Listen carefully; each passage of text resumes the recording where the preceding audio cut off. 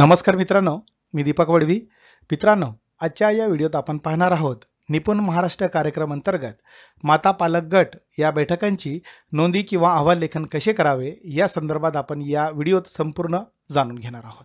माहे सप्टेंबर 2025 करता सभा क्रमांक 14 साठी हे लेखन करण्याचा प्रयत्न केलेला आहे. त्याआधी मित्रांनो, आपण जर या चॅनलला नवीन असाल, या व्हिडिओला लाईक करायचं आहे, या चॅनलला सबस्क्राईब करायचं आहे आणि हा व्हिडिओ आपल्या मित्रांना नक्की शेअर करायचा आहे.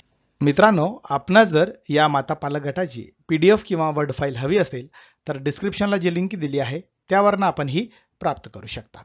या ठिकाणी शाळेचं नाव टाकून घ्यायचं आहे, अनुक्रमांक आणि गटाचे नाव या ठिकाणी टाकून घ्यायचं आहे, आठवडा कितवा आहे तो या ठिकाणी मेन्शन करायचा आहे आणि भेटीचा दिनांक या ठिकाणी आपल्याला मेन्शन करायचा आहे किंवा या ठिकाणी कृती या पद्धतीने लेखन करून घ्यायची आहे. दिनांक 29/9/2025 रोजी या ठिकाणी शाळेचं नाव टाकायचं आहे.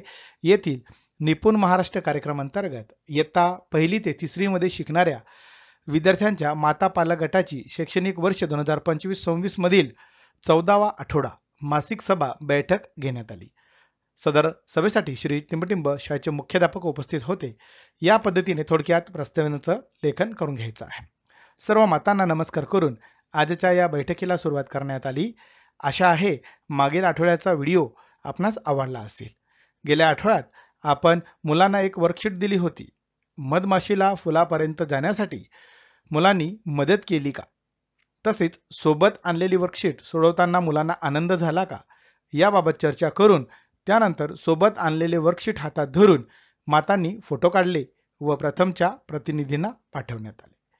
पहिली कृती आहे करून पाहूया. सर्व मातांना गोलात बसवण्यात आले व मध्यभागी माचीसच्या काड्या ठेवण्यात आल्या व मातांना काळ्यांच्या मदतीने आवडीचे चित्र बनवण्यास सांगितले गेले. जसे घर, गाडी, मासा असे विविध चित्र बनवण्यास सांगण्यात आले व मातांना सांगण्यात आले एकामेकांना मदत करू शकतात. ही क्रियाकृती करताना सर्व मातांना फार आनंद झाला व चर्चा करून चित्र बनवण्यात आले. दुसरी कृती आहे काही नवीन शिकूया. घरातील जुने कपडे आपण इतरांना देऊन टाकतो किंवा फेकून देतो. आज आपण या जुन्या कपड्यांमधून काही नवीन वस्तू तयार करू शकतो का हे पाहूया. आजच्या व्हिडिओच्या माध्यमातून हे आपणास समजणार आहे. असे सांगून आजचा आयडियल व्हिडिओ सर्व मातांना दाखवण्यात आला. व्हिडिओचे नाव आहे वेस्ट टू बेस्ट. यामध्ये दाखवल्याप्रमाणे जुन्या कपड्यांचे वापर करून पायपुसणी तयार करून दाखवण्यात आले व सर्व मातांना ते लक्षपूर्वक पाहिले. पुढची कृती आहे कृती क्रमांक 3. घरी जाऊन मुलांबरोबर करून घेऊया. चित्रात दाखवल्याप्रमाणे डाव्या बाजूला काही वस्तूंची चित्र बनवा. मिळत्या जुळत्या रंगाचे चौकोन तयार करा व हे रंगाचे चौकोन पुढे करून मुलांना रंगाची योग्य जोडी लावण्यास सांगा. वर्कशीट सोडवून झाल्यानंतर पुढच्या आठवड्यात आपल्यासोबत घेऊन या. मुलांना वर्कशीट सोडताना आनंद झाला का याचा अनुभव पुढच्या आठवड्यात शेअर करा.